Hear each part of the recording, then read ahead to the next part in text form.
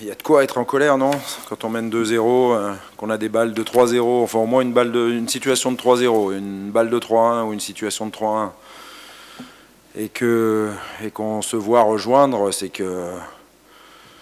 qu'effectivement il y a des choses qui vont pas, toujours sur l'animation offensive, voilà.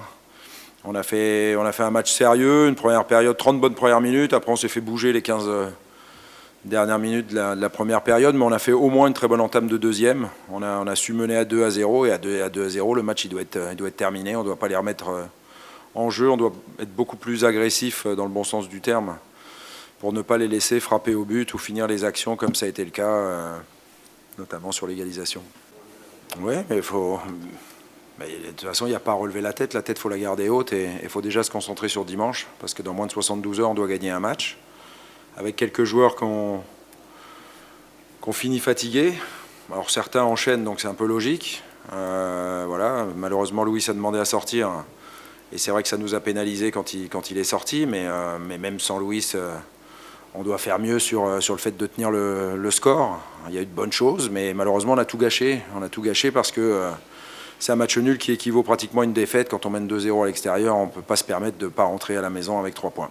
Ouais. Bravo à cette équipe d'Apollon qui, même à 2-0, n'a pas renoncé. On n'a pas su effectivement clôturer le match, ou en étant plus solide défensivement, ce qui était quand même la base quand on mène 2-0, ou en marquant un troisième but. Mais je pense qu'on doit être beaucoup plus solide à l'avenir, parce que c'est pas possible d'encaisser 2 buts par match comme on est en train de le faire en ce moment. Oui, c'est le moins qu'on puisse dire. Ouais, ça méritait peut-être une autre couleur de carton, donc il a dû sortir malheureusement à la pause, et donc ça a été aussi un changement imposé. Voilà, ça c'était Hiroki Sakai, ça c'était pas un choix de l'entraîneur. Difficile, oui, très difficile. Il va falloir non seulement gagner le prochain match à domicile, et puis ensuite aller gagner à l'extérieur. Je l'ai dit, il faudra certainement gagner des matchs à l'extérieur. Je me suis déjà exprimé, mais ce soir on a eu l'occasion de le faire, et quand on a l'occasion, il ne faut pas la louper. Voilà. Donc maintenant, si on parle que de l'Europa League, on se concentrera sur le fait de battre la Lazio chez nous. Mais c'est vraiment une mauvaise opération comptable ce soir d'avoir vu cette équipe chypriote égaliser.